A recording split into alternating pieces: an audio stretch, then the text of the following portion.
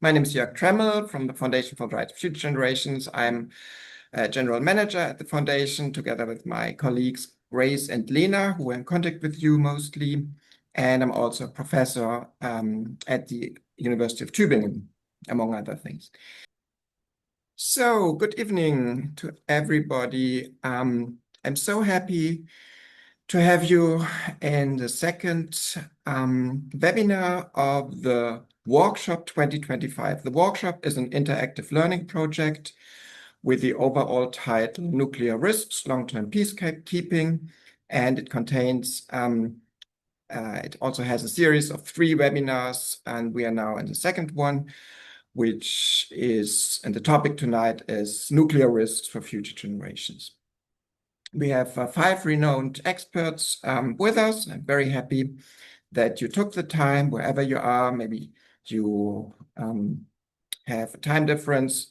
Here in Helensburgh in Scotland, it's 7 p.m. I'm in a room with 14 more people. I'll just show them for a sec.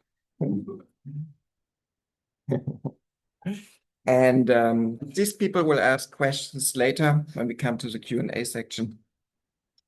But first of all, may I ask you to introduce yourself? And I would like to start with Susi Snyder as a Nobel Prize laureate. We don't have that on the show very often, so please, your turn.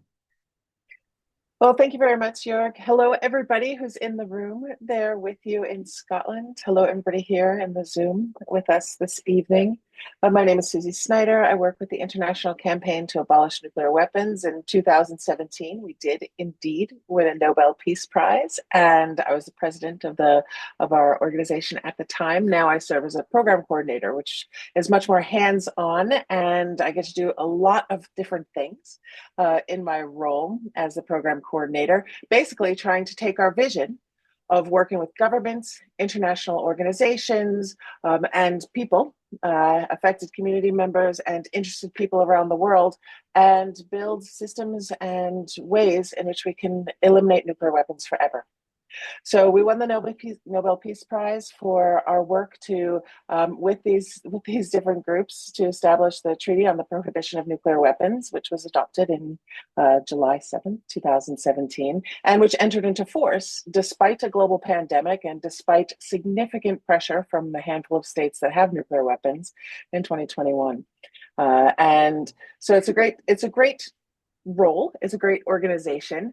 I can tell you a lot about nuclear weapons. I've been in this field for getting close to 30 years, mostly working at the intersect of human rights and nuclear weapons, which is an interesting combination. I'm sure we'll get into it a little bit more. But I also have a specialty because I came into the nuclear issue not from an international relations background, but actually I worked in the financial sector. And so I continue my work with the financial sector and work with stakeholders from the private sector and the financial sector to talk about how nuclear weapons affect their day-to-day operations and what they can actually do to prevent nuclear weapons use and their spread, as well as help facilitate their elimination.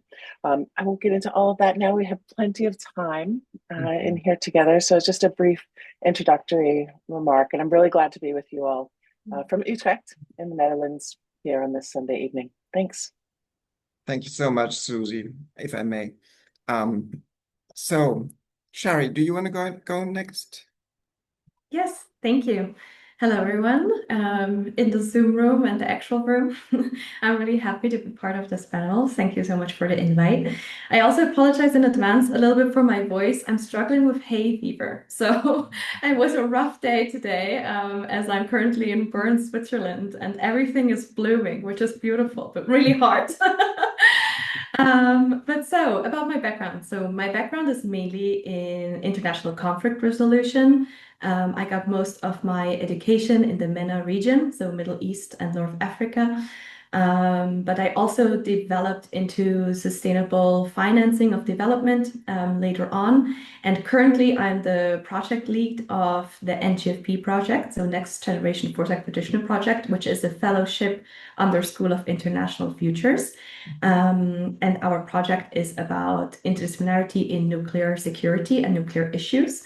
So we are building workshops with young professionals and students to build future scenarios for nuclear security and bringing together students and young professionals from different fields. So we break the silos and trying to find long-term sustainable solutions.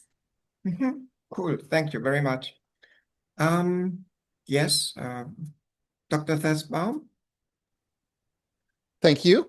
So my name is Seth Baum. I am co-founder and executive director of the Global Catastrophic Risk Institute. We are a nonprofit and nonpartisan think tank working on global catastrophic risk, on the risk of really anything that has the potential to destroy global human civilization. That certainly includes nuclear warfare. We work on climate change, on pandemics, artificial intelligence, asteroids, things of that sort. Our work has roots in quantitative risk analysis with the caveat that it is quite difficult to quantify these risks because they are without precedent. Fortunately, global human civilization has never previously been destroyed, but that does make for a data challenge for the analysis. And ultimately, we are interested in helping to identify and develop solutions, practical solutions for how to reduce the risks in ways that ideally would also address the other challenges that society faces. And our work on nuclear weapons has involved doing some risk analysis of both the probability of nuclear war occurring and also on the impacts that nuclear war may have if it does occur, and then also discussing some of the policy implications and the opportunities that may be available for how to reduce the risk. So may I ask what your background is? Sure. I was originally trained in engineering, but my PhD is in geography. As a researcher, my work is quite interdisciplinary, and so my background is rather eclectic. I first became interested in nuclear weapons actually just because I was already working on the global catastrophic risk topic. My colleague and co-founder of the Institute, Tony Barrett, has more of a security background, and he's the one who got me started in it. But it has always stood out to me as an important risk that I would say at this time does not get the attention that it deserves as compared to, say, in earlier decades during the height of the Cold War, perhaps. And so I've always found that it has been very, very productive to engage on nuclear weapons issues. Yeah. Many thanks. And Dr. Matthew Rendall, please. Yeah, hi, I'm Matthew Rendall. I teach international relations at the University of Nottingham in the UK. In contrast to Seth, I sort of got into working on existential and catastrophic risk because originally I was interested in nuclear weapons. I was a teenager in the 1980s, so I can remember the Cold War, and I can remember being quite worried that Ronald Reagan was going to get us all killed. And in the 1980s, it seemed like the primary sort of catastrophic risk we were facing was the possibility of nuclear war. So my background, as a result, is in international relations. At the time, it seemed like the thing to do was try to understand how to avoid nuclear war with the Russians. So I trained partly as a Russia specialist, studied in Leningrad in the last couple of years before the Soviet Union collapsed for about a year. A lot of my early work had to do with trying to figure out ways of preventing major war, and especially how to establish really long-term stable peace. Because if we want to have long-term, avoid nuclear war in the long term, I would argue that it's really essential for us to try to solve the problem of major war, not just the problem of nuclear weapons. So I've then come to working on other catastrophic risks because I've been increasingly interested in the intergenerational sort of implications of first nuclear war and then the comparisons that can be drawn with other catastrophic risks. Just to sketch very briefly, sort of my position or where I'm coming from with this. I noticed, yeah, the guidelines for this evening that we were given, the briefing, states first that the risk of nuclear war, the probability, I should say, is relatively high, so it might well occur within the lifetime of somebody alive today. And second, that it's not a long term, that nuclear deterrence isn't sustainable in the long term, that it's a long-term problem. I'm going to sort of probably in this evening and talking this agree with the second proposition that in the long term, we can't make this work. But what's characterized my work is I've tended to see nuclear weapons as, unfortunately, rather useful for the present generation of human beings in the countries who have them. I see nuclear weapons as a relatively good deterrent. The problem is that it's not a perfect deterrent. Okay, And this is very much of the risk is interesting. externalized to future generations. So that's where I'm going to be coming from this evening. One final thing to mention, I'm sitting here with a big monitor to my left. So periodically, most of the time when other people are speaking, I'm probably going to be sort of staring off to the side. That's not because I'm ignoring everybody. It's just because I'm looking at There's a soccer game going on. Yeah. Thank you so much. I think we really will have a very interesting discussion. I'm intrigued by your different backgrounds. 2 days ago, we had the first webinar that was centered around political science and legal questions. This time it will be a little bit different because we have a more interdisciplinary field here. And my background is as a philosopher. So philosophers have their own methodology, their own methods, and we will employ some of them. So let me go right into this right now.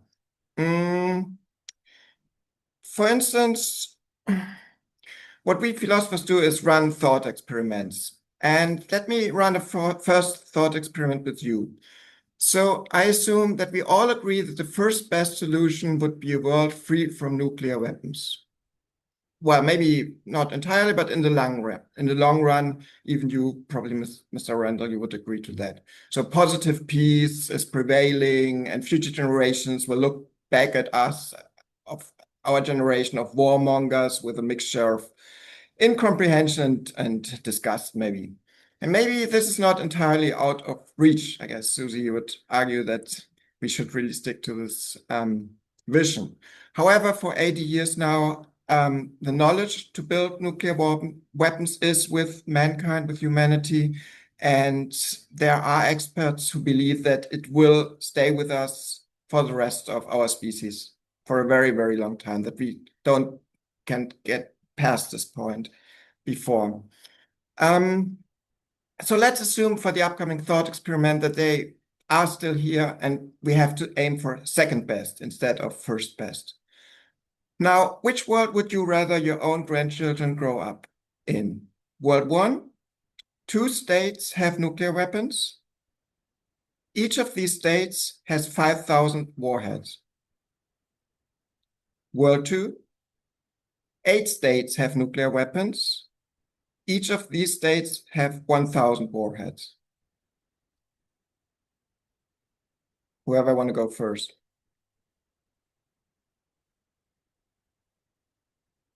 In scenario 1, there were only 2 states, heavily armed. So the total number of warheads, let's just say each warhead has the same kiloton bomb. But in World 2, there were 8 states, more states, but less weapons in total. So it's a scenario of which is maybe worse, non-proliferation or armament. You can think about it for a second. So I can say my initial reaction to this is, and I apologize, this is perhaps a bit of a snarky answer, is that this feels like a question a philosopher would ask. And I would say, I mean, look, you can answer this question from a variety of different perspectives, and one way of answering it is to in a sense complain about the question and to question whether this is a choice that anyone actually faces, and if there may be better options that could be pursued. Because I do agree more with the initial premise of the question, if I heard correctly, of the goal that we perhaps all agree would be the best option would be, if I heard you correctly, not just a world without nuclear weapons, but I believe you used the words positive peace, because that to me seems like the ideal that we should be aiming for, a world that not just doesn't have nuclear weapons, but also a world in which the countries of the world get along with each other reasonably well, such that there isn't the motivation to pursue war with any sorts of weapons. So, for example, right now, France and the United Kingdom both have nuclear weapons, but as I understand it, those weapons are not pointed at each other. And if France and the UK were the last two countries with nuclear weapons, what do they need to keep around their nuclear weapons for? Because they don't really need to deter each other. They get along right now. And can we work toward a world where we have reasonably friendly relations between all the countries in a reasonably durable fashion, such that we don't have to make these horrible trade-offs. Um, Now, you did ask a question, and I would say how I would answer the question depends on the details. What are the characteristics of the relations between the countries? What can we say about the likelihood of these different countries going to war? What sorts of targets would they be getting at? These are horrible questions to ask that one would not want to really have to go through, but in principle, there may be an answer to the question of like which world is riskier, the two states with 5,000 or the eight states with 1,000. Um, but it would be down in some details that would have to be uh, not analyzed in the spot in the middle of a conversation like this. All right. I I mean, think it's an I think academic habit to question the question, but if you want to answer it, it's always without many facts. I mean, thought experiments are not real world situations. They just give, um, a general perception. Well, of course, you can later maybe go back to the real world, but yeah, Susie. Yeah, I think it's really interesting that Seth brings up the France and the UK, because not so long ago, nuclear armed submarines from France and UK crashed into each other in the North Atlantic. So we're talking about let's be very practical as well. In any of these scenarios, you're talking about up to 10,000 nuclear weapons. Size scale can be irrelevant when we think about accidents. And the accidents are another feature within this conversation that is often left out, because accidents are difficult to prepare for and difficult to predict. They're accidents. And so I think it's really funny. You bring this up, France and UK. Yeah, they're friends. They have this treaty they're like working on nuclear programs with each other. They're great right now.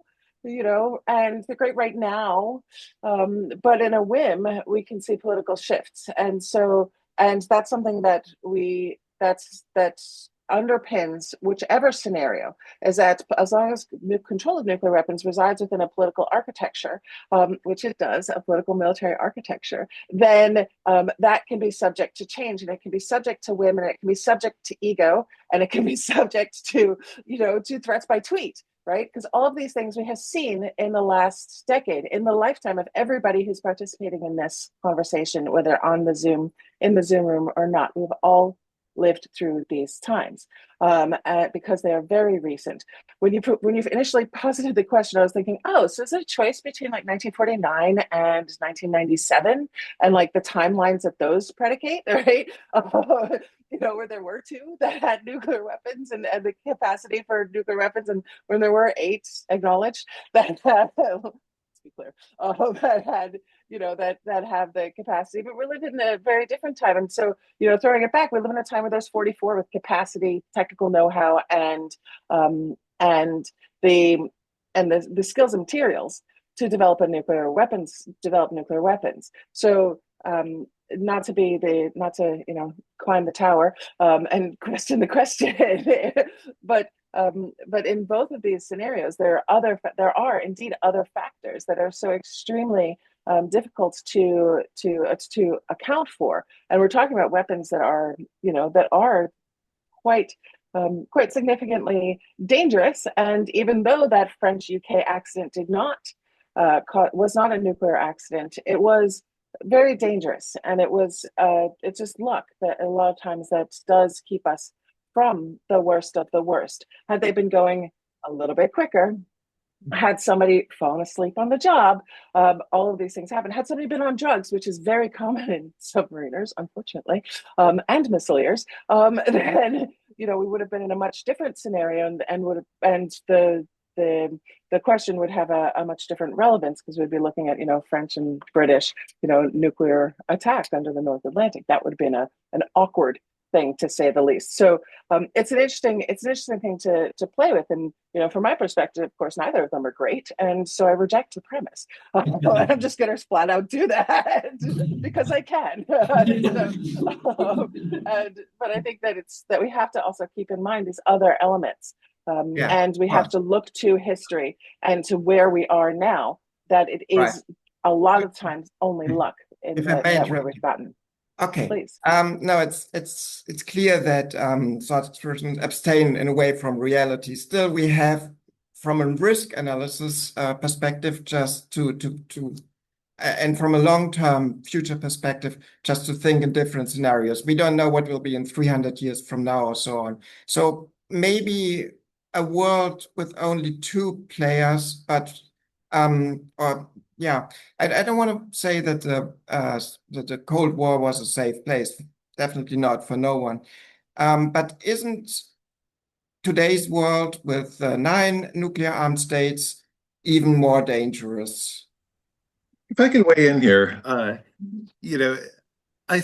had with your question here, I felt lurking in the background here might be a famous hypothetical example given by the philosopher Derek Parfit, where Parfit gives us a choice at the end of his famous book, Reasons and Persons, between 3 possible sorts of scenarios: a world of peace, a world where a nuclear war occurs and kills 99% of the human population, and a world where nuclear war occurs and kills 100% of the population. And Parfit says, if you were choosing among these 3 worlds, would you choose, is it the difference in badness between the first world, where we have peace, and the second world, where we have 99% of people killed, greater? Or is the difference in badness between the world where we have 99% of people killed and 100% of people killed greater?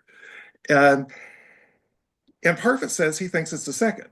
He thinks that bad as a nuclear war that would kill 99% of the population would be, a war that killed 100% of the population would be far, far, far, far worse, because it would prevent the existence of future generations.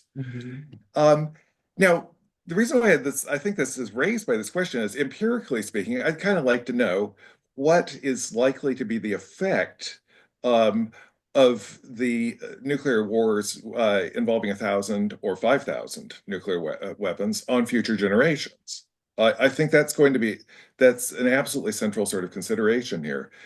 My understanding is on sort of current research by people like Alan Robach and his colleagues, it's believed that even if we were to use our sort of full nuclear arsenals in our all-out thermonuclear war, it would be unlikely to lead to outright human extinction. Some people in New Zealand or places like that would probably make it. However, first of all, that could be wrong. And second, it might still lead to the collapse of civilization and make us more vulnerable to other catastrophic risks that might really then do us in. Seth has written about the possibility of a double catastrophe, with nuclear war combining with another sort of existential catastrophe, with another catastrophe. So I kind of want to know the sort of effects on human survival and survival of other species, and also on our civilization or sort of ongoing welfare in these two scenarios. And I think that with Seth, I think this kind of depends on some empirical facts about what we believe the likely effects of nuclear war are going to be. Shari. Yeah, I hope I can dodge the trick question. So, I mean, I would also like to abstain, but to at least play through the thought experiment, because I had some of philosophy in my undergrad, so I'm trying to play with it. I would disagree that it is clear that it's better to only have two parties having nuclear weapons. No, like not really matter the number. Because it really depends of the nature of these two states. But also when we like go through the logic of the thought experiment, if we think they have more and more nuclear warheads, that would probably mean they're not states that are trying to disarm and like live a peaceful world. They try to get more and more and more. So I would say that would make these two states more likely to have an escalation. Rather than maybe the 8 states who have less warheads that maybe they're not even trying to get more, but maybe they're on a way of disarmament. So I think it's not possible to just say the 2 scenario is the more stable one, just because they're 2 big powers. Nobel said this.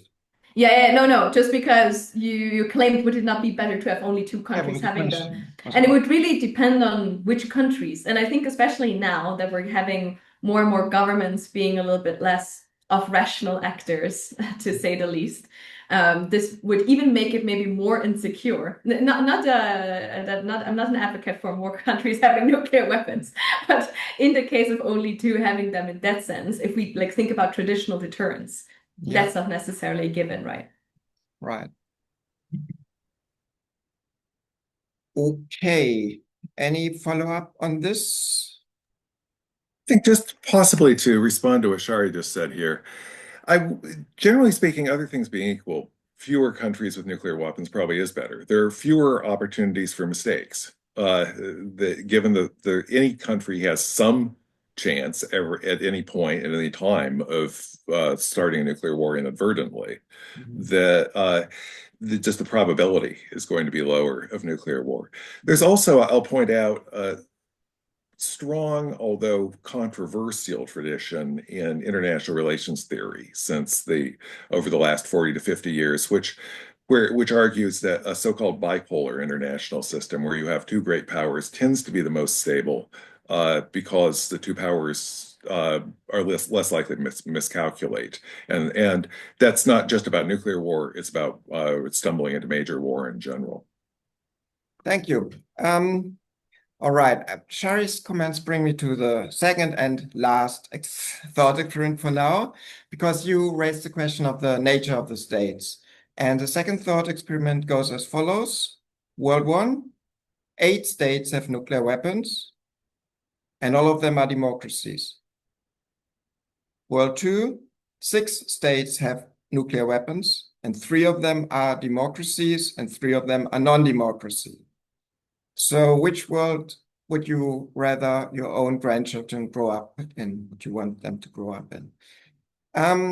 It's very tempting now to say, okay, we don't have a clear definition of democracy and so on, and I know all that. But I mean, we generally agree that there is a difference between a democracy and a non-democracy. I mean, that's just logic. So which world do you think is the better one? I just use better now here in a normative, evaluative sense. I might start this one so I have it over with. So I understand that like the logical way to go here is democracies are more stable. Usually like in peace studies, like that's the main system you would like to have. But as well here, I'm raising the question of nature of democracy because the US currently a democracy. Israel currently kind of, at least on paper, still a democracy. So I think it would still depend on the type of democracy and maybe also where the democracy stands on a democratic index, and how the decisions are made. For example, if all of these would be direct democracies, I would 100% say all the democracies. But as long as we have representative democracies, it really like depends on the people who are representing that democracy. So for example, if we would have three non-democracies that are very like based on collaboration, positive peace, maybe have a, I don't know, like a very positive ideological socialist idea of wanting to live with their neighbor states in peace and flourish, that would differ dramatically from three fascist states that are trying to conquer more territory or getting more resources. So as well here, it depends. I'm sorry. No, that's fine. Thank you for your thought-provoking answers. Anybody else, please? Yeah, I think I would good. have Oh, to go ahead, also. Seth. Okay. Yeah, I think I would have to also give an it depends answer because, you know, even if they are democracies, they might still not necessarily get along with each other well. If you have countries that, and there are also plenty of countries that might not be democracies but still get along with each other pretty well. I mean, in general, I prefer countries to be more democratic, but if I have to choose between a country being somewhat less democratic and there being a nuclear war is pretty bad. And mention about the extent to which the United States and Israel classify as democracies. We could probably also include Iran there. This is not my expertise, but my understanding is that they do have elections in Iran and that those elections do matter. And yet, of course, as we see in the headline news at the moment, that has not precluded the onset of military conflict between them and other countries, Israel and the United States. So yeah, I would say it really depends on the details of the characteristics of the countries and their relationships with each other and things of that sort. Mm. Yeah, take a sort of more decisive line, say here, and definitely vote for the 8 countries that are democracies.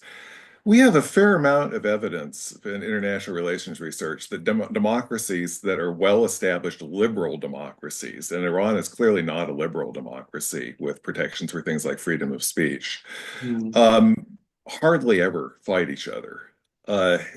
And they fight authoritarian states. So the scenario, and they can be fairly warlike vis-a-vis authoritarian states. So we see the US going and attacking Iraq in 2003, for instance. But toward each other, they tend to be very peaceful. I think, the most striking example of that is the fact that the British and the French and the Germans are no longer talking about fighting each other. After centuries of conflict in Western Europe, we have a situation where nobody really worries about war among the great powers in Western Europe any longer. I think if we're going to get rid of nuclear weapons, we really need to spread that kind of system to the rest of the world. If we can get the rest of the world to look like Western Europe, we might really have a chance of getting rid of nuclear weapons. We wouldn't keep them if the whole world were confined to Western Europe, in my opinion. All But, right. Some people might call this joint democracy could really help there. Yeah. I wonder, Jörg, if I could chime in on this question as well. And I think that there's, I think Matthew here makes a couple of very good points. You don't frequently see democracies going after or attacking other democracies. You do see, like NATO bombing Serbia in '99 wasn't really maybe the best thing. Then if people forget to talk about that a lot, but it's not something that you see frequently. The thing that worries me, though, is going back to what Shari was talking about, the understanding of democracy in these situations. Because if you look at Elaine Scarry's work and thermonuclear monarchy and the erosion of democracy that exists around nuclear weapons, or Thomas Fraze, who talks about the secrecy necessary to develop nuclear weapons programs in democratic states and to maintain those programs, it starts to erode democracy. So you look at Europe as an example, and I live in the Netherlands, and we host 20 nuclear weapons here, and our parliamentarians cannot get access to see the cost of hosting those nuclear weapons. So therefore, they're unable to exercise their democratic responsibility in overseeing the national budget, right? So there's an erosion of democracy that comes hand in hand with the possession or even hosting of nuclear weapons. So there are other pieces of this question. Again, like every question, I love this. You throw a philosophical question in the mix, you're going to get a bunch of questions back. Right? It's great. But it is important to think about that, and also to think, in the context of democratic states, if you look at opinion polling, for example, overwhelmingly, people don't want nuclear weapons. So if there is an active and real democracy, and the question is put to the fore. People don't want these bombs because they suck, right? Like, to put it very, very, very simply, but they do. They're designed to blow up cities and kill little kids. Like, nobody likes that. It's not good. It's not good for the conscious, right? And so that's another piece of this whole question. So you could potentially see a quicker movement to the total elimination of the arsenals and the underpinnings of them in liberal democracies. But again, there are caveats, as there always are. Just add to that you are pointing to liberal democracies and their attitudes toward nuclear weapons. When India and Pakistan detonated their nuclear weapons 25 years ago, people went out and celebrated in the streets. It was very popular, I believe, in both of those countries. Yeah, we had a podcast about this. Yeah, and India, unfortunately, it was also a democracy by most standards. It certainly was at the time that occurred. Mm-hmm. Absolutely. Any follow-up on this from Shari or Seth, maybe? Yeah, what makes me nervous in conversations like this is when people like us propose, well, only if those other countries were more like our countries, and that can be especially nervous if it could, lead to ideas of like, well, should we try to change the regimes in those other countries?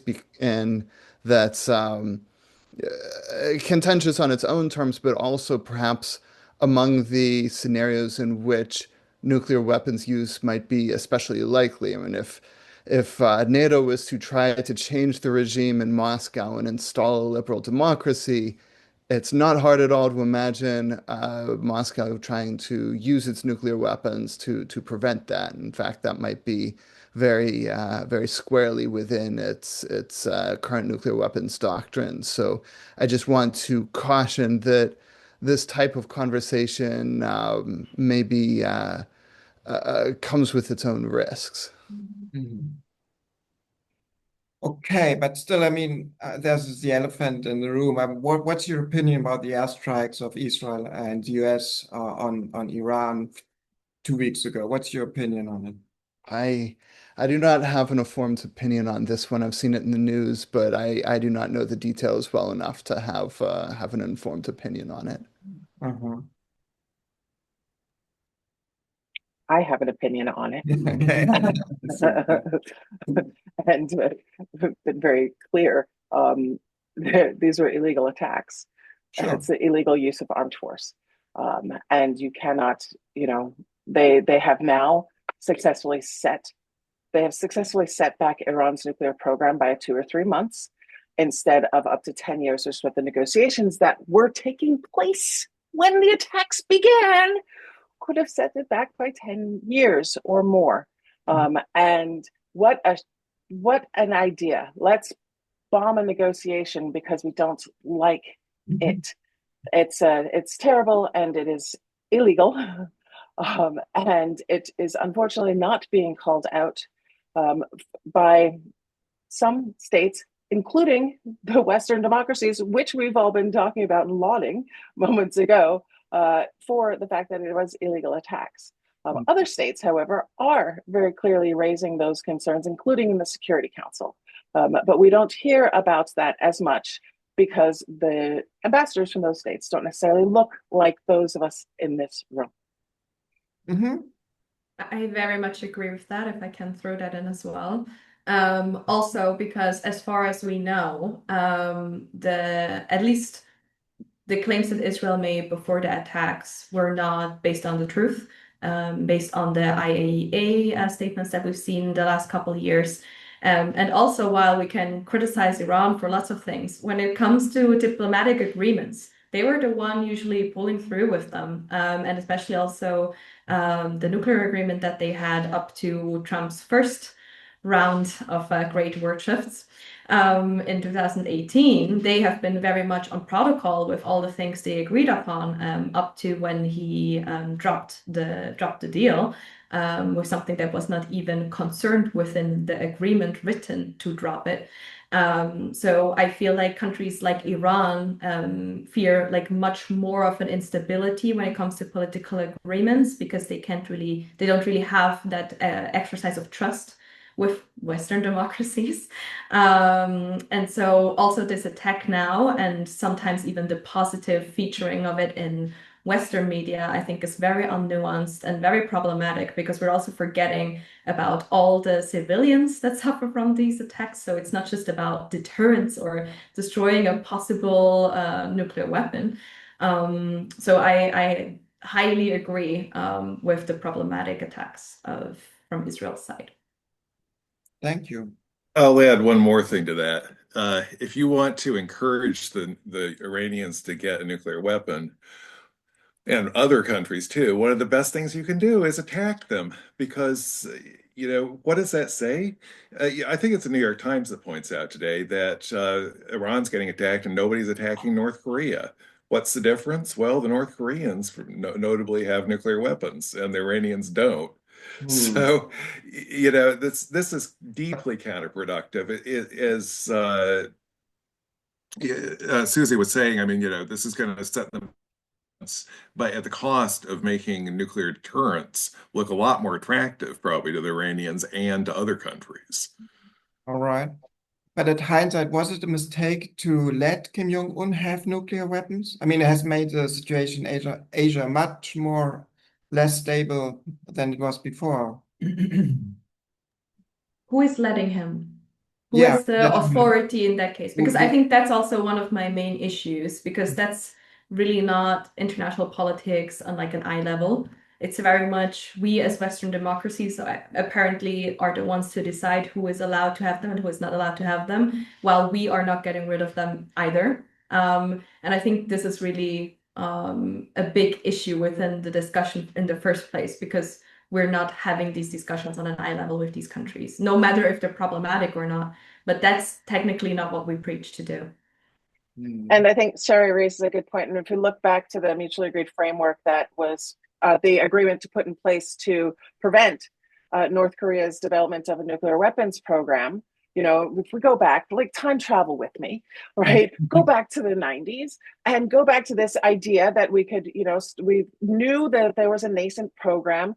There was diplomatic negotiation. There was an agreement of provision of heavy fuel oil and food resources and other aid to come in to North Korea to stop that program from moving forward. And then what happened? Oh, the US reneged on it. And so what happened?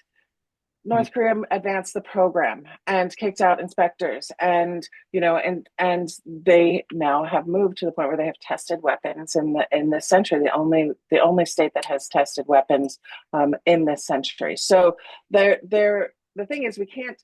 The problem here is the bilateral and then the plurilateral, like the small group kind of context of these negotiations. When it's only a few countries that are involved with it, they seem to not last very long, which is a really, it is a problem.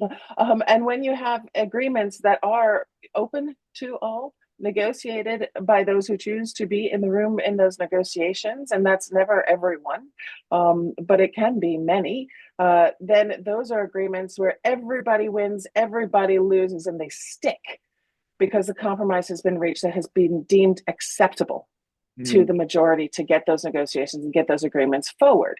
And that seems to be, that's a broader shift. And it's something that we have seen more use of, and through negotiations that can kickstart in the General Assembly or even outside the United Nations system as a whole, that do move the agenda forward in some ways. Again, nothing is perfect. And I'm not going to say that everything will hold forever, because, that's dumb. But I do think that there's a much more staying power when we see those kinds of things than these agreements that happen 2, 3, 4, 5, 6 states, and that can be broken by a political shift that others have no control over because of an internal political change within a country. And that's what we have seen lately, and what has killed now hundreds of people in Iran and in Israel because of internal politics driving an agenda that is not necessarily good in the long term. Okay, we move on to a new topic, and this is, warfare in general. This is more an historical topic. As long as humankind exists, there has been warfare. One of the most interesting books I read in 2024 was The Evolution of Violence by the archaeologists Harold Meller, the historian Kai Michael, and Karl von Schalk, a primatologist who looks at apes. They say that in a nutshell, unlike interpersonal violence, war was very rare and also inefficient as long as humans were hunters and gatherers. But then, as long means 300,000 years. But then, as soon as cities were built and kingdoms were erected and later modern states, war became inherent. It became just a normal course of our history. And their conclusion is that it's not hardwired in the human genome, but it is with us now for 6,000, 7,000 years. And as long as there are modern states, it will continue. There's this debate whether war is eternal or not. But as far as I understand, Susi, for instance, you would say, no, we can really get rid of it totally, not just nuclear war, but there can be a scenario with a new generation, with a new paradigm, which, just leaves all this insanity in the past and starts with a better future. Well, I really appreciate the words in my mouth. They taste very interesting, and so I'll chew on them for a minute and see if I can and see what comes out. I spent quite some time working for the Women's International League for Peace and Freedom, which is the world's oldest women's peace organization. It's founded in 1915 with the goal to stop a second world war. It didn't succeed at the time, but they did put out a number of principles that look at these very core questions: what underpins warfare, and what is humanity predicated to be at war. And it, at WILF, hardest working acronym in the business, at WILF, we really talked a lot about the ability to find, to address the root causes of war.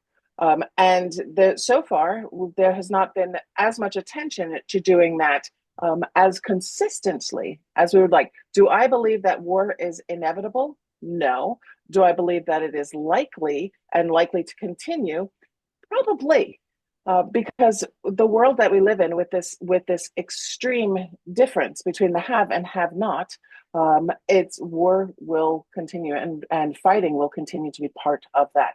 Do I believe that certain weapons are unacceptable in warfare at any moment, at any time? Yes, and that is what underpins my work now. It's not saying that peace is, I'm not working for the International Campaign for Peace, because that is a very noble goal, and I support people who are working to do that. But what we're doing is we're working to abolish nuclear weapons, because some lines cannot be crossed when it comes to warfare, and warfare is not the justification for any means. And so I think it's really interesting, and it's useful to look at some of these preconceived notions and questions. Like, we were constantly said, oh, you're a women's organization, of course you're for peace because women are just inherently more peaceful. And I was like, honey, have you ever been in a sorority house? Like, are you kidding me? Right? Like, what are you talking about? Do you not have, do you know sisters? Like, you gotta be crazy. Like, what are you talking about here? Like, that's not at all what we're saying. And I don't think that we can assume that humans will forever be at at war with each other, but the world is changing so rapidly. The advent of technology is happening so quickly that maybe we can outsource that war from being a human effort to being war games, and played out in a way that does not involve weaponry that take the lives of our friends and neighbors and cousins that we forgot that live in those countries that we don't always talk about. So I think it's a wonderful idea. I'd love to see it, but some things have to be off limits, even in warfare. And even if warfare is to continue, there's still lines we cannot cross. And so that's where I'll come to kick that off. And I'm eager to hear other people's thoughts on this as well. I'd like to take a line here that's both more pessimistic and more optimistic than what Susi just said. On the one hand, I don't think you're going to get rid of nuclear weapons until you get rid of major war, unless you find some other weapons or other sorts of deterrents that are at least as effective in deterring states from using them. Nuclear weapons are good to aim at your enemies, and as a threat, as a deterrent threat. So unfortunately, as long as you really are worried about sort of major conflicts, states are going to have that incentive to retain them. I'm more optimistic in the sense that there are large parts of the world already where I don't think countries would want nuclear weapons, or if they in their regions. I've already mentioned Western Europe, but look at South America as well.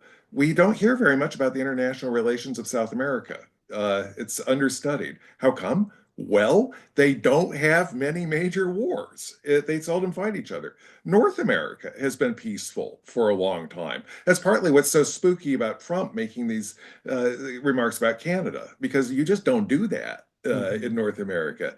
But a large part of the world has already been pacified. Will it last forever? Probably not. I'm not saying it'll last for millions of years, but if we can get through another few centuries, we'll at least be able to get people off the planet and to other places, and we might not have all of our eggs in one basket on Earth.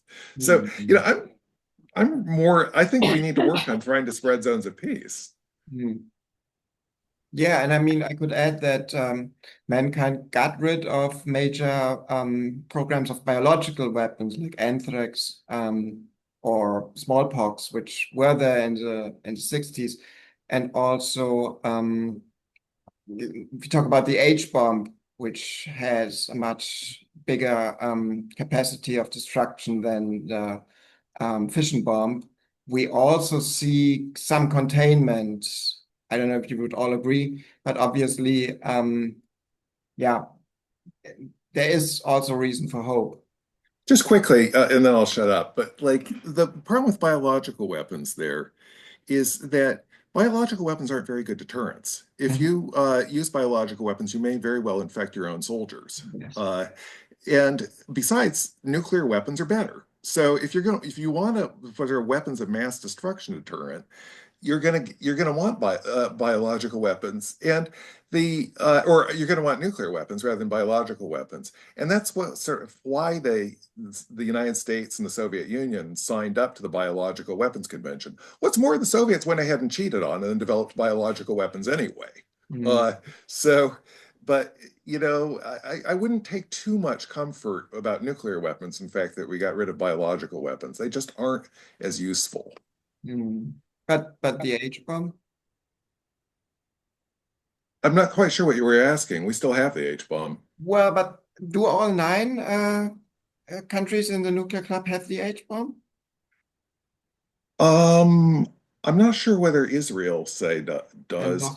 Don't quote me on. I mean, Seth may know about this. I'm not sure about the South Asian countries.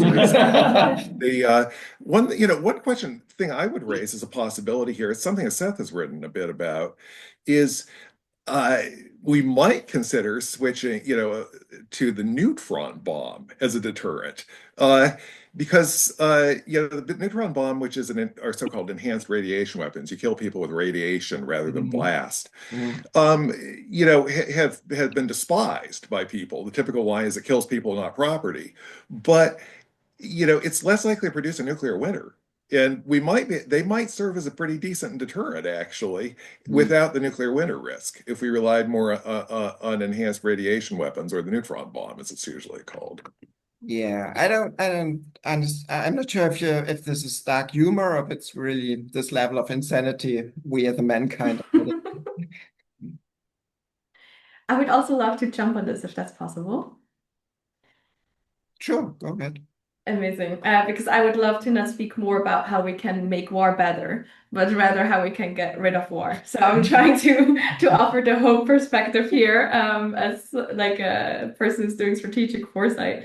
And I think war can feel eternal because it has shaped so much of human history.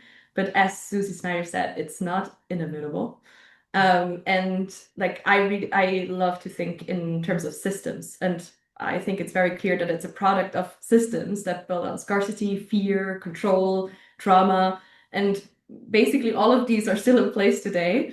And these systems reinforce these cycles of violence, especially like we have also so many grievances, historical, political, ecological ones that are not yet resolved and are also mostly ignored.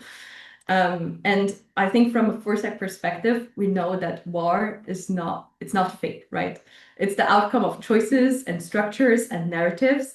And we designed these, so we can redesign them. And a future without war wouldn't mean that we don't have disagreements or we don't have struggles. But the difference is that we would have the presence of a robust and just and inclusive system to resolve these conflicts before they turn violent. So I don't know, because you like thought experiments. I think like a post-war future has to include something like decentralized peace infrastructures, transitional justice frameworks that we're already working on, but they should be proactive and not reactive as we're doing it right now. Yeah. There has to be a culture shift that we don't have right now in the thinking of war, and also this idea of planetary governance. So security defined not only negatively, but positively. So not only security from, but security of. I think that would be a big step into the right direction. Mm-hmm. And how? We could add to, if I could add to your Oh. list just really quickly, Shari, we also need leaders who are willing to work. Diplomacy is work. It's hard, Yeah. right? It's much more, it takes a lot more strength and commitment. And it takes something really substantive to go through a negotiation, to be willing to compromise. Like, you need to be a strong person to do that. And what we see now are leaders who play at being strong, but in fact hide behind weapon systems that in order to use deterrence, as Matthew was talking about, you need to be ready at any moment to commit mass murder. And they say, yes, this is us showing strength. And I love the idea. I wish that South America hasn't had a conflict, and that would be cool. But unfortunately, like we're seeing, like this is not the reality, and there's not a lot of intrastate conflict. But my goodness, is there a systemic and undermining of states' rights to be able to control their own governments? It's been going on for decades, and I think that has set the seed for quite a lot of problems. But we do have, because of the arms race between Argentina and Brazil that was nascent, we do have a zone free of nuclear weapons, which is great, in Latin America, South America, Latin America, and the Caribbean. But it's to say that that just because they're not at the top of the agenda, we're not seeing conflict. There's quite a lot of people still suffering from conflict and the effects of other initiators of conflict in the region. But I do want to just add, we need strength. Diplomacy takes strength a lot more than what we give credit to, and the way that it's portrayed. It's like, you don't have action heroes going in to raise their flag at the UN, right? That's not the way culture shows it. That's not the way we see it. It's not the way that we've been socialized to understand what is strength and what is power. Yeah. And it would be great if it were. So I have a follow-up for Shari, but Seth or Matthew, if you want to go first.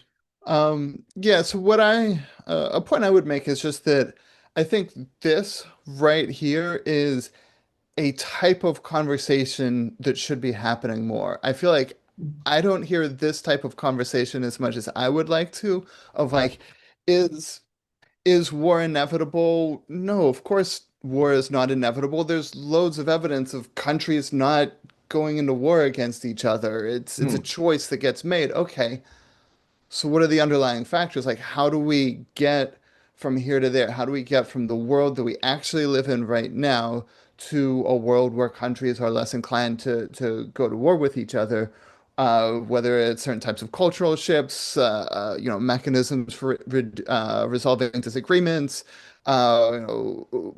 emphasizing the hard work of diplomacy, all of those things like those to me, like that feels like the right thing to shine a light on, to draw attention to, because those are all tangible, practical things that we all can be pushing toward to move the world in the right direction. So that's really the point that I wanted to make, is like this feels like the right conversation to be having. Yeah, but how can we bring this paradigm shift about? I mean, Shari, you said, okay, we need a culture shift. We need all this. We visited a peace camp in Foresight today, and we met two people. So obviously, there's only a small minority of people still active in anti-nuclear initiatives, especially young people, which I find kind of strange because their remaining lifetime is much longer than ours. So yeah, I mean, I don't know what I find more bizarre, that mankind has built up the capacity to annihilate itself, or that no one talks about it, that it's not in the head news every night. Yeah, I think if we like ask ourselves, and that's also what we're trying to do now with our project, why youth is not very involved in it anymore. I personally think from also, and also through the expert interviews that we gathered, um, the nuclear issue has gone through waves of visibility and invisibility. Mhm. And many of the young people today grew up during a time when it was largely absent from public discourse. And for earlier generations, nuclear was such a central political issue. So I think that creates kind of a generational gap. And even though I think in Central Europe, I grew up in Switzerland, Mhm. and the dangers in like in generation of my parents of nuclear security or energy as well were part of mainstream leftist politics, like also Chernobyl and Fukushima, like triggered widespread concern and so on, and sparking all these anti-nuclear movements. So I still grew up with like partially part of these protests, but they kind of toned down at some point, and they left the general public space a little bit. And even though, I mean, we see it now in Germany, this culminated still in a political decision to phase out of nuclear energy entirely.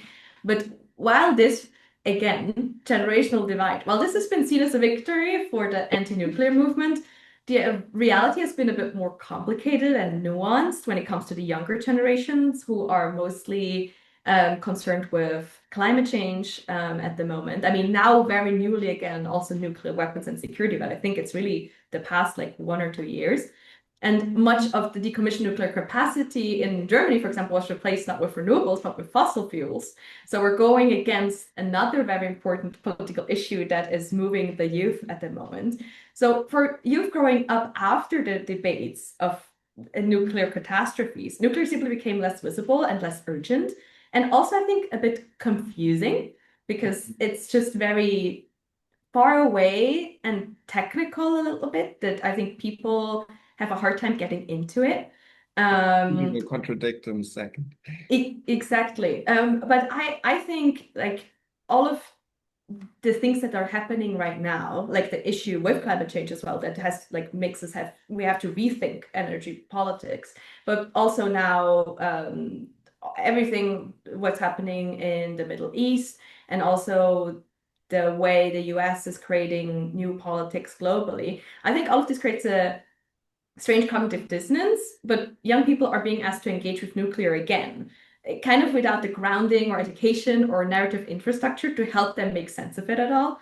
So I really feel like if we want to re-engage them, we have to create the connection between nuclear risks and, for example, technologies to issues young people already care about, like climate justice, peace, decolonization, and equity. And also we have to address that historical baggage and policy contradictions that are happening.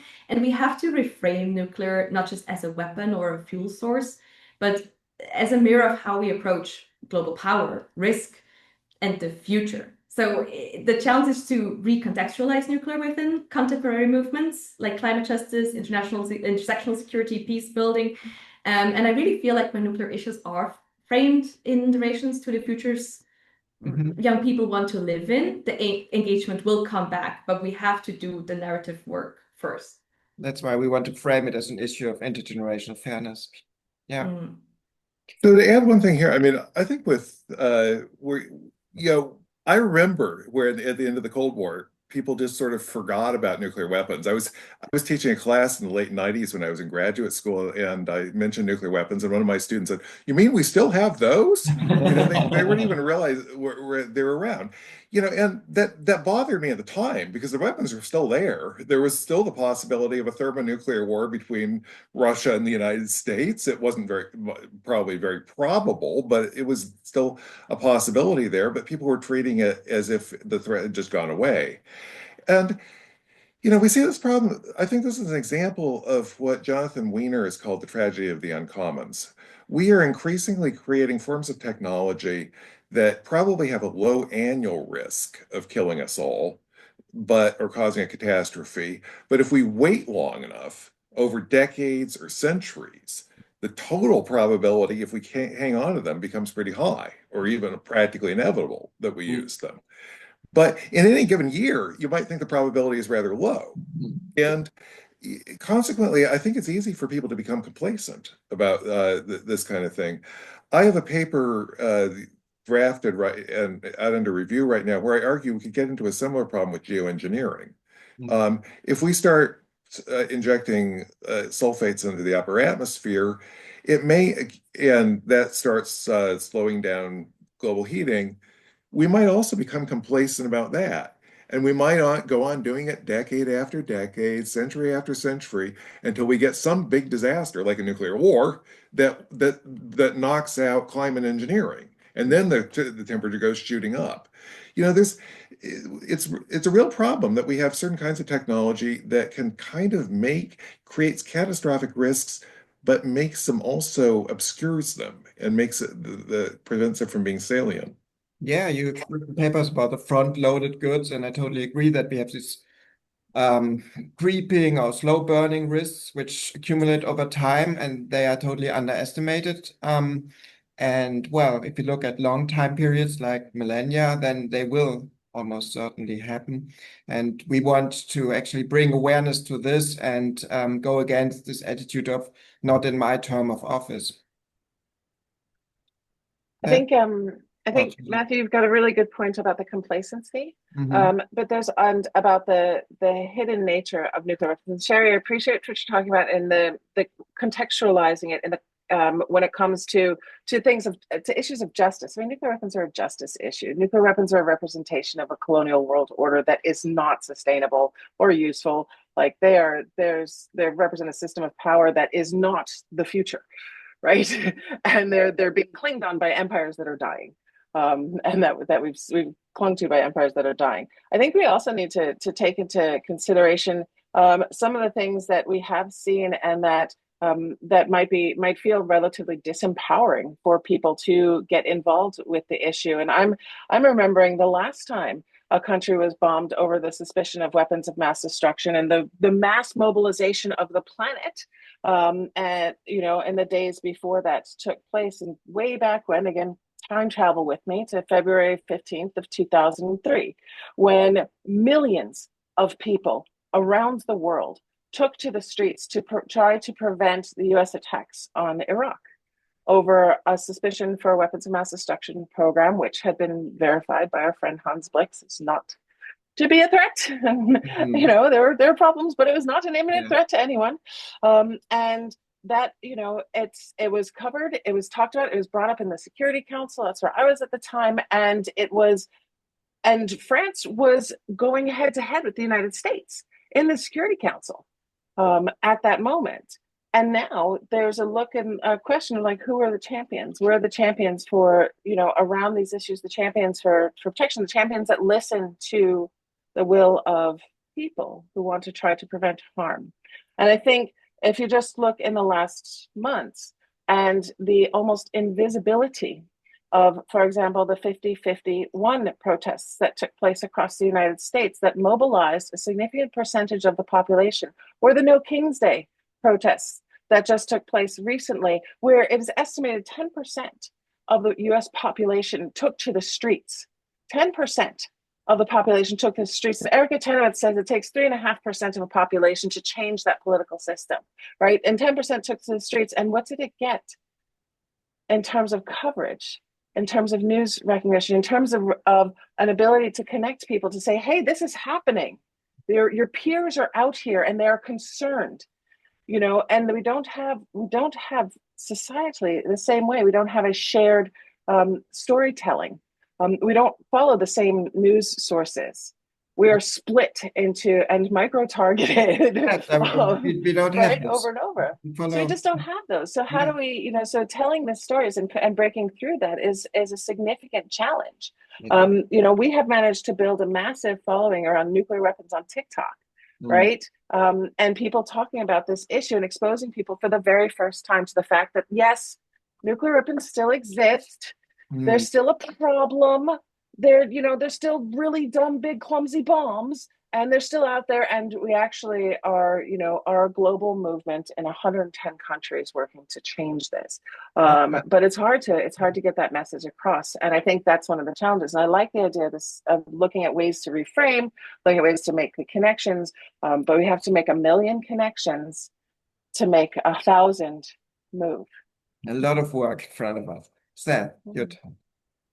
Oh yeah, I was gonna say that like this is a general challenge. This is this issue of how to raise awareness and mobilize people for the particular. This is not unique to nuclear weapons. I would say, like from my perspective as somebody who works across the global catastrophic risks, nuclear weapons may be more pronounced than a lot of other issues in terms of how important it would seem to be from those who pay attention to it relative to how much attention it gets. But every issue area struggles with this. And like even in climate change, like people you would think like climate change, oh, that's the issue of our era. That's what people are talking about. But people who work on climate change, they still struggle to get traction. They still struggle to, mobilize the energy to get that into like the top of the priorities of the politics of the day and so on. And part of that is just embracing people and seeing people where they are and speaking to their concerns, and making sure that whatever you're talking about resonates with the things that they're concerned about, because everybody's got their own problems and issues and challenges in their lives, and if we're not also speaking to that, then like they're going to go for something that is speaking to what the main things that they're concerned about. And likewise, it is important to remember nuclear weapons are not the only major threat that the world faces. They are important. I certainly agree that they're important, but I would say the goal should be not to boost attention to nuclear weapons per se, but to boost attention and participation to all of the major issues that the world faces, with nuclear weapons absolutely being an important part of that.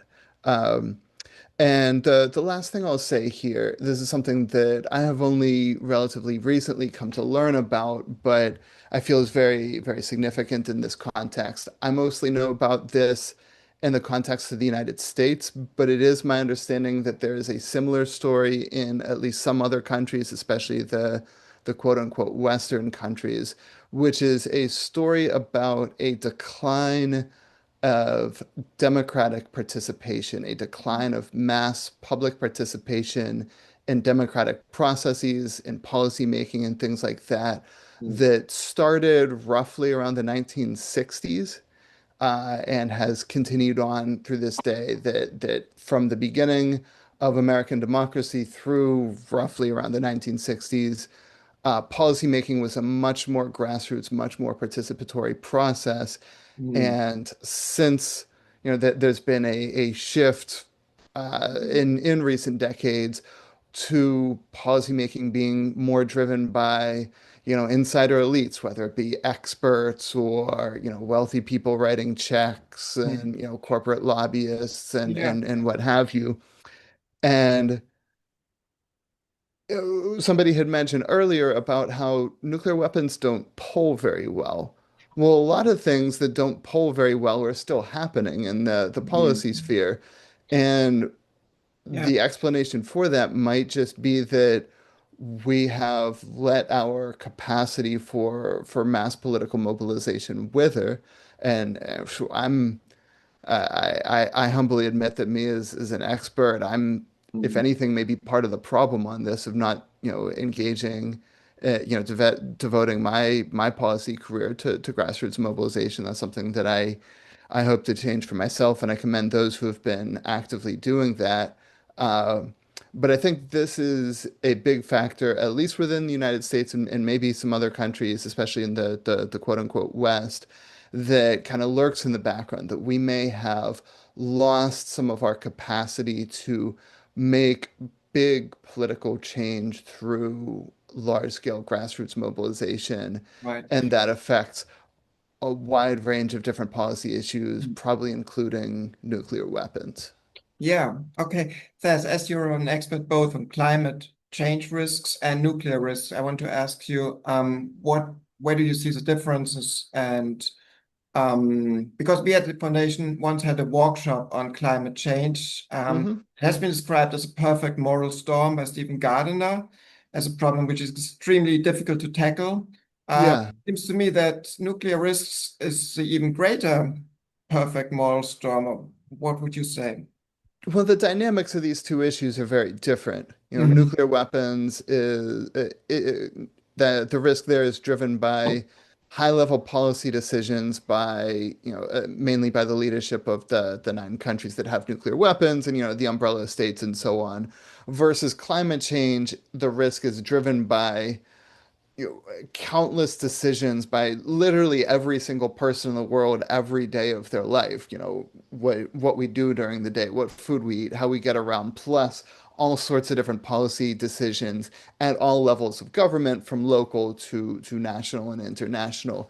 And so part of the challenge with climate change comes from the many different things that go into it. In a sense, nuclear weapons is a simpler problem than climate change because it's just those countries with those weapons that can decide to use them and in violence, and then of course use them in a different sense politically. The weapons get used versus all the different things that climate change is tied into. Uh, Also, we have climate change incidents with some regularity. Matthew Rendall had mentioned about the tragedy of the uncommons. That means that like when events of a certain type don't happen, we tend to lose track of it. Climate change, we're constantly having extreme weather events and things like that, increasingly as time goes on, that bring climate change back to the forefront. And Mm. yet, even still, it is difficult to mobilize the political will to take action on it.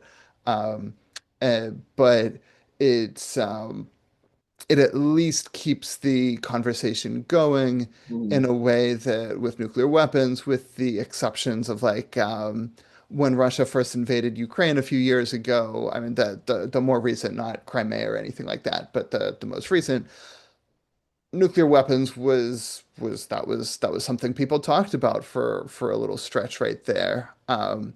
There have maybe been fewer moments like those that have really brought it to the forefront. Mm. Um, Not that we should want things like that happening. We should be able to Yeah. address these Other threats without possible having accidents. tragedies and near misses and catastrophes and all of that sort. Right. Anybody If I wants? could, Yeah, please go ahead. yeah, if I could jump in on that one, just Yeah. sorry. I actually, I agree with Seth that they're different in some significant ways, but I published a paper fairly recently in the Oxford Handbook of Intergenerational Ethics, where I explicitly argue that Steve Gardner's perfect moral storm also in many ways fits the nuclear case. I see these as both cases where a large part of the risk of the practice is externalized. Steve's argument is that with climate change, we are externalizing risk that the rich countries that burn most of the fossil fuels, or the industrialized countries, are externalizing a lot of the risk to other countries around the world internationally. We're externalizing it to nature, as he puts it. I would say we're externalizing it to non-human animals. And finally, we're externalizing a lot of risk to future generations. And my argument would be, I'd say nuclear weapons is similar in that sort of respect.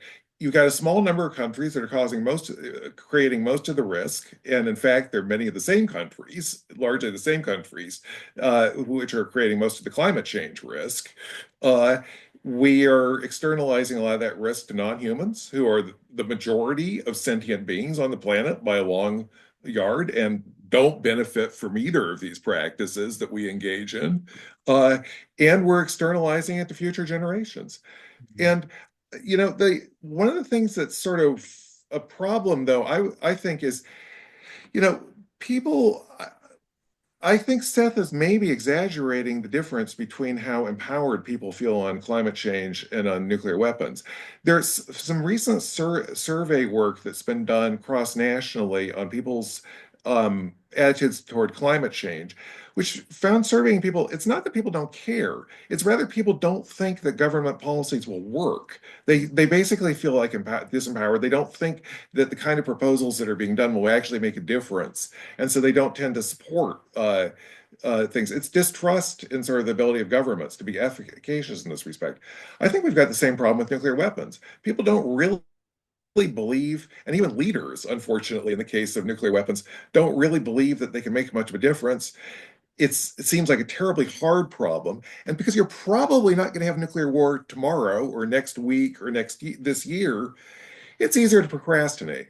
Crisulu Andreu, the philosopher, has argued that we have a tendency to procrastinate dealing with environmental damage. It's easier to wait and just say, well, someday we'll address it, but not yet. And I think we're doing the same thing with nuclear weapons. Yeah, I couldn't agree more. I mean, well, if no one wants to jump in right now, I would like to thank you for the thought-provoking, fruitful discussion we have had so far. I've learned a lot from it. And I would like to open the floor now to questions from the audience. So, John Wade, do you want to go? Anyone else would like to ask? Or Isabella? Yeah. So you just take my seat. You go around here. And maybe introduce yourself with a few words you want.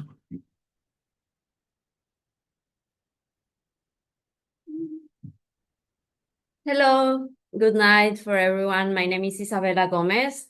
I am from Colombia. So it was very interesting to follow up what we were talking about. South America and the continent. It's a great pleasure and honor for all of us to be here in the same room with all of you. So first of all, thank you from all of us for this space. And especially, I will say, being in the room with women like Susi and Shari, we really look forward to see and follow the steps of a like-minded woman changing the field of international law and security. So that's very important for me, at least personally. So coming from Colombia, I'm from Latin America as well. The thing that I have most in mind is peacekeeping. And I keep going back to, it resonates in my mind, like how the current nuclear arms race have been key for the peacekeeping and stability in the current situation. That could be bad or wrong or not, but it have been a key role. So I really would like to hear further about that from Susi and especially from Dr. Matthew about it, because if it is so key for the current peacekeeping as a deterrence method, I wonder if we should just change the goal of trying to make all of these 9 powers to lose their nuclear arms, and instead of aiming for that, if there's any other picture that we can see, maybe more realistic. At least I don't believe that in the short or mid or long term, the biggest powers will give up on this. But I still go back, if it is so key for peacekeeping, what it will look like if this is not, at least it would be that the case right now. I think it will be more volatile, the situation.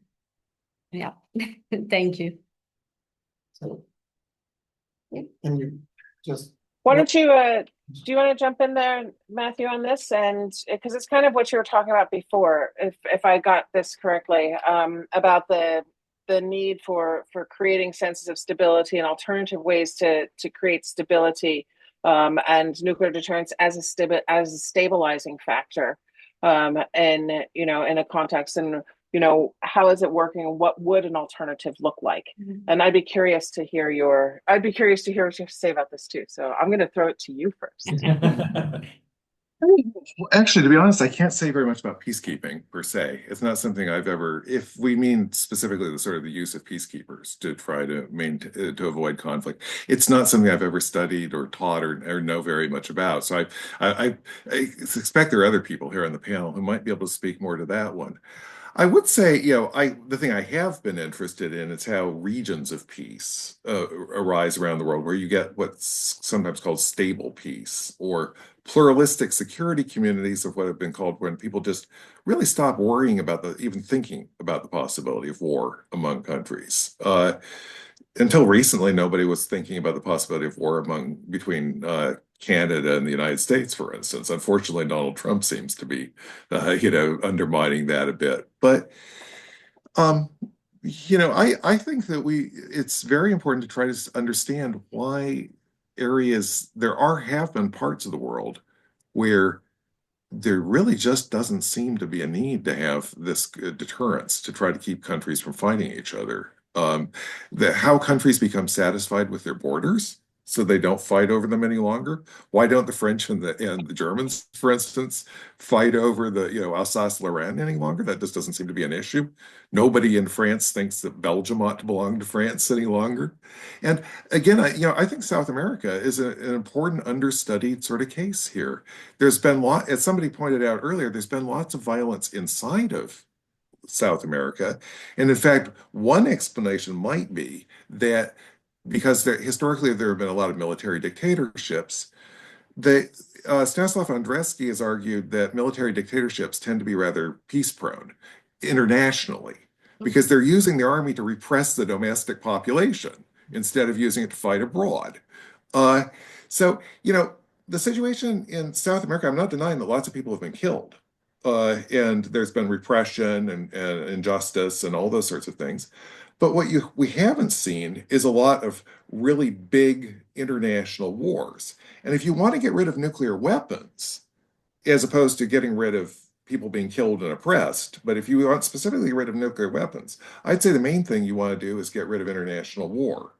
And in that sense, studying regions like South America, I think, is one of the kinds of things that we can try to do in order to try to figure out how we could bring the rest of the world to also a situation where countries might feel like they didn't have to have nuclear weapons. I think I want to build on that a little bit, and it's because I don't agree that the absence of war is a prerequisite for the absence of nuclear weapons. Right? I think that, and I know that you weren't going quite so black and white with it. I recognize that completely, but I do think there are some ingredients to stability, to peaceful relations that we can see quite frequently. Right? There's some things that seem to contribute this economic integration, movement across borders, and the ability to have free movement across borders reduces conflict, reduces interstate conflict. I think I often think about symbols around this. And, I talk about, the one thing that we know that will keep Germany and France from fighting with each other is the fact that they share a currency, right? You're not going to fight against somebody that you share a currency, that you move quickly across the border. And although there are border controls set up in Germany now, more than I have seen in years, you still mostly just get waved through. But the southern United States and the northern United States shared a currency, and they fought each other in the American Civil War. Yeah, they did do that, didn't they? And, and the United States is likely to fight itself in a civil war again, considering the heavily armed nature of half the population and the complete, splits between two quite polar opposites. I mean, I wouldn't rule that out within my lifetime. I think the chances of that happening and the chances of a nuclear war happening sometimes, I wonder which one will come first. And hopefully luck is not the solution to prevent both. But I do think that when we're looking at building, building stability in order to enable and facilitate the elimination of nuclear weapons in particular, we also need to see a strong system of law and accountability, because war crimes perpetrators need to be held accountable in a way that people trust they're going to be held accountable. Mm-hmm. And right now, what we're seeing a global, I think Seth raised this earlier, seeing a little bit of a distrust of international systems and generally systems of politics and systems of law, and that are there to provide for stability and across a lot of the world, if you will. So I think that that's something that's quite key, and that we need to look at. So I don't share I do think it's possible. I very much think it's possible to remove nuclear weapons from the current mix. And while it may not be the moment of political climate at the second, we also know that the greatest advances towards the elimination of nuclear weapons, what has brought us down, were global crises where people recognized, oh my gosh, we're on the cusp of something that is terrifying and has to significantly change civilization as we know it. And I think that we're the awakening to that. I see it spreading amongst world leaders, those that we speak to, those countries that we speak to on a fairly regular basis are talking about this. They're raising the specter of why states spend $100 billion on nuclear weapons last year, and they're raising it at the highest levels. They're raising it in bilateral meetings. They're raising it at the high-level segment of the General Assembly. They're raising it constantly. So I do see that continue, and that is part of the conditions to find ways to create stability and to create operations that do reduce conflict. Not eliminate, but reduce conflict. At the highest level, I'd be interested to know. I mean, are the nuclear powers like the United States or China or India and so forth, are they listening? When they're in bilateral discussions and they want something, yes. Yeah, that's the thing. There are a lot of countries in the world who may not look like they have power to some, but who actually have things that these 9 nuclear armed countries want. Some of them, for some of them, it's legitimacy and a role back in the game. For others, there are a lot of ways in which there are negotiations that are taking place that, are not in the interrupt here. Yeah, please go ahead. We're not going into the bilateral discussion at that point. We have a question from another participant, from Franco Escobar from Mexico. Your turn. Hello. Am I unmuted? Yes. Thank you for the talk. It's been really, really interesting. I have one comment and 2 questions. The first comment, just as someone from Mexico, I just wanted to say that I know that many, not all, but many conflicts in Latin America have been the result of U.S. Foreign relations and, regime change policies and interventions. So just to say that also correlates with the internal conflicts in Latin America. Then my first question is for Dr. Seth. I am aware that indexes that measure peace, like positive peace or negative peace, do not measure indicators that have to do with nuclear weapons. And so I'm curious if, nuclear weapons have become this sort of symbol for either peace, right? Deterrence, maintaining peace in the world, or the symbol of existential risk of, for the world, not just for humans. And I wonder how it is that we do not measure a correlation between this concept of positive peace or negative peace and nuclear weapons. I know that the indicators do measure military investment, for instance, but not necessarily number of warheads, investment in modernization programs, delivery systems, all of that. So I find it kind of intriguing that we have this distinction between positive peace, negative peace, and deterrence thinking when we correlate indicators. Sorry, that was a long question. So we answer it first. I just asked these. Okay. Going ahead. And the second question was perhaps for Shari and Susi. So we just came today from Peace Camp, and in addition to there being just two people, my perception of the atmosphere was that the morale was quite low. So that perhaps the activists there themselves did not believe that they could produce social change. And you guys discussed this a little bit already in the sense that there's a nuclear politics seems to be reserved for high-level political decision makers. And I know that ICAN has had a lot of success, both in having a steering committee that is on average younger than 35 years old, and has expanded transnationally. But I was wondering if we take the existential threat at face value, right? Like we are arguably at risk of going extinct. What would you say is the most effective way for young people like us who do not have that high level of political participation available to participate in nuclear politics? What can we do? Do we walk to Scotland and have these kind of workshops, or is there something more effective that we can do to produce change or make disarmament more believable, more tangible? Thank you. Storm the Capitol.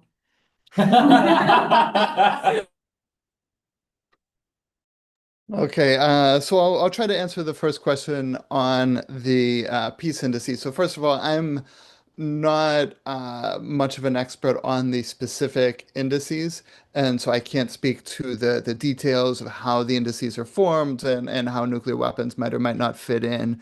But more generally on the role of nuclear weapons in peace, uh, it's important.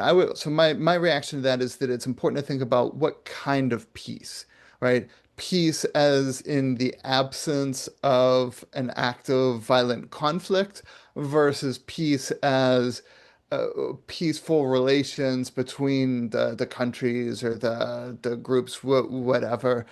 Because of course there's a difference between, say, the West and the Soviet Union during the Cold War when okay, we were not actively firing our weapons directly at each other, at least not in a major full-scale war. Um, Yet at the same time, we weren't. There's an important sense in which we were not at peace with each other, right? And so peace can mean different things, and there are, of course, people who will argue that nuclear weapons are weapons of peace, right? And from their value for nuclear deterrence. And one reaction to that is okay, they are until they're not, right? There's no ironclad guarantee that nuclear deterrence will continue to succeed. And if it fails, it could fail catastrophically and so on. And one can imagine, and this is something that my own research has addressed, like a trade-off between the frequency and the severity of major wars, where suppose nuclear weapons do in fact strengthen deterrence, that doesn't eliminate major war, it just makes it less frequent, but when they happen, they're more severe. So do you prefer more frequent, less severe wars without nuclear weapons, or less frequent, more severe major wars with nuclear weapons? Um, to the extent that there is a tension between the frequency and severity of major war, uh, from my perspective, we should be very interested in solutions like how to achieve a deeper peace between countries that will reduce the risk across the board, regardless of whether or not countries have nuclear weapons. Mm-hmm. We have more questions, but if somebody else wants to add anything, please go ahead. I can add to the youth question, if that's okay. Yeah. Second question. Okay, perfect. So I know the morale is low. I think we all have days that the morale is lower, also seeing the news and everything. But like, if you want to be really dark about it, if we die anyway, we can at least die trying. So until that, I'm going to invest to try to create a future so that there is any future. And I think where you can start as a young person, educate yourself strategically, become like dangerously informed, because you cannot change what you cannot understand. So it's really important to understand where these arguments that are currently like in the mainstream media or politics behind these issues are based upon, so we can fight them. So that's like, I think, one of the easiest way to engage. Then that's also depending on your country. I know not in every country you have the same possibilities, but if you can do any kind of parliamentary lobbying or pressuring political candidates in a certain way, or do student-led campaigns, that's a great way to get involved. Also, we know that these nuclear risks are not isolated, so try to connect to people who are fighting climate change, militarism, racial justice, colonialism, and integrating these issues into these bigger movements, because that kind of creates a broader peace ecosystem rather than just splitting up little groups and just focus on just single issue silos. And also, I said that before, reframing the narrative is so important. So it's not just nukes are bad, they're outdated, they're irrational, they're undemocratic. We need to link the nuclear threat to our futures, to youth futures, and like make campaigns against it. And also, these campaigns don't always have to follow like very traditional political ways. Like you can use art, you can use social media, like really use the tools that you're able to and that you understand very well, so you can make them count. And also one that I really love, disrupt the business as usual in the way of follow the money. Where does the money go when it comes to these nuclear issues? And then pressure it. So campaign against pension funds, banks investing in nuclear weapons, use shareholder activism, organize protests like at defense expos or contractor offices. Like really these tactics, they are inspired by former like fossil fuel investment campaigns, right? Like they work. We've seen that they work. And just like as a final little thing, sorry, I know we're running out of time, but you are not powerless. Like you're sitting here right now, you chose to engage with this topic. Also to give the thank you back to the person before, so I'm so bad with names, but like we're not just here to like educate you or whatever. We're here because we want to have a discussion with you, because you are important and we care about your opinion and we care about what you're going to do after the seminar or after your workshop. So your effectiveness requires also discipline, strategy, and courage. And you already brought these things that you're even here today. So thank you for that. And I really hope that your morale is going to at least go up by 1.2% after this workshop. Yeah, I mean, one of the mottos of the workshop is that empowerment requires profound information. It's not only about telling people techniques, how they can demonstrate. It's really, first of all, giving them the ability to make their own decisions, be it this way or that way. And you're part of that. I mean, thank you for spending the evening with us and this webinar. And we come now to the next question by you. Just introduce yourself. Hello. I'm sure my morale's going to improve after we're less tired from multiple days of hiking as well. But thanks so much for your time. I'm Ching Wei, and I have a question for Dr. Matthew. So when you mentioned this idea that deterrence through nuclear weapons is effective, I'd be grateful for sort of your thoughts on how recent cases of non-nuclear armed states attacking nuclear armed states affect your way of thinking about deterrence. Does it help to taxonomize deterrence like different ways, perhaps, or different angles?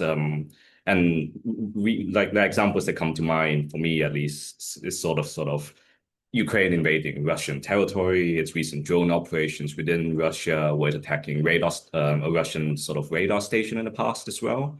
And obviously sort of Iran and its proxies against Israel too. So maybe not a quick question, but I appreciate any thoughts you have on that. Thank you.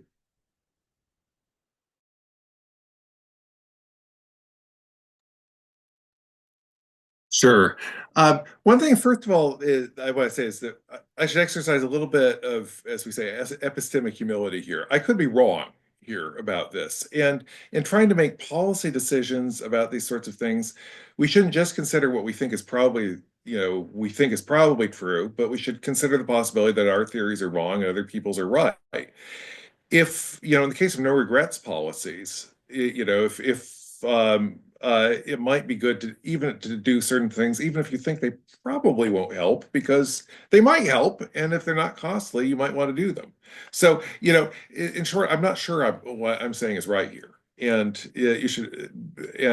That said, my guess is that nuclear weapons are good as deterrents. In terms of preventing states from going in and trying to take your capital or strike deep into your territory.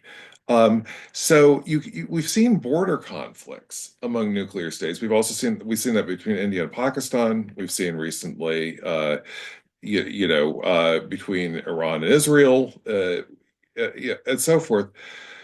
What we don't really see, though, are efforts to march in and do what the Allies did to the Germans in World War II. And in that sort of sense, I think states will probably continue to see nuclear weapons as being useful deterrents as far as that they force states ultimately to not be able to try to insist on unconditional surrender. Can I jump in on this? Is that okay? Because I Of course. fundamentally disagree. So first, I think when it comes to attacking capitals, that's currently not correct because Tel Aviv, for example, has been attacked not only by Iran, but also by the Houthis in Yemen. And yes, okay, Israel's maybe a special case because they don't really admit to having nuclear weapons, but it's kind of a public secret that they do. And I just feel like I fundamentally disagree with the empirical evidence when it comes to deterrence because correlation is not causation. So I think there are lots of alternative explanations why we have this absence of major war since like 1945. I think Susi Snyder before mentioned some of these, like economic interdependence, but also the rise of international institutions, strong social norms, also this unprecedented destruction that we had in World War II, serving as like a long-lasting deterrent in itself inherently. So these are all things that could also be part of why we haven't had this war. So it's really hard in a like logical sense, like just now in a scientific logical sense, to prove something didn't happen because of something else. It's way easier to prove that something happened because of something else. And even if we would try to do that, I would claim that the empirical evidence shows that deterrence has failed or at least nearly failed, like with the Cold War, India, Pakistan, you mentioned that, but also the Cuban Missile Crisis, or even now, like bombing nuclear facilities, or as well as in now the war in Ukraine. I feel like this shows more that deterrence would have failed. And then there's also for this idea of deterrence, with like a very ideal scenario of these political actors. But as I said before, I think we see a rise of non-rational actors that would deliberately like destroy things rather than having this idea of deterrence. And also that if retaliation is irrational, then it cannot really be credible. And if it's credible, it depends on irrationality, and that in itself is a paradox. So I think this is a flawed assumption. I'm very sorry. But I feel like deterrence is not a reliable scientific theory. So that's not something we should base our main political decisions upon. Let me just clarify two things because I agree with actually a lot of what you've just said. A, you're right. We don't know that the long peace that we've had since 1945 is down to nuclear weapons, and there is no real way to prove that. Second, I completely agree that nuclear weapons deterrence is not foolproof. In fact, I believe that if we try to make it work indefinitely, we're going to have a thermonuclear war. We've got to get rid of nuclear weapons because it's a long-term recipe for disaster.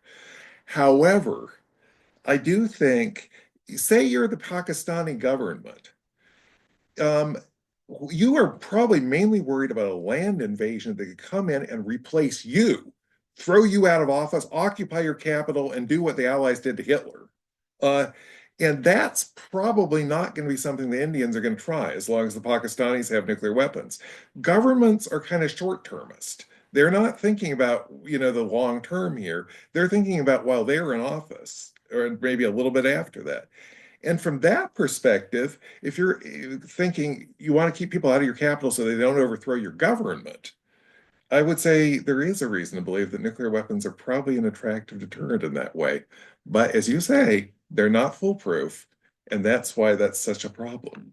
But I think we don't know that the reason they haven't invaded is that they have nuclear weapons. Like also warfare has evolved. Like we're not just having foot soldiers anymore. We have drones, we have lots of technological warfare. So I feel like just that conclusion in itself, I don't see the strict logic behind it. Not saying that it's not like it can't be true, but I don't see it as like a very strong argument that this is why they haven't invaded a capital of a nuclear government. The chair's coming back. Thank you.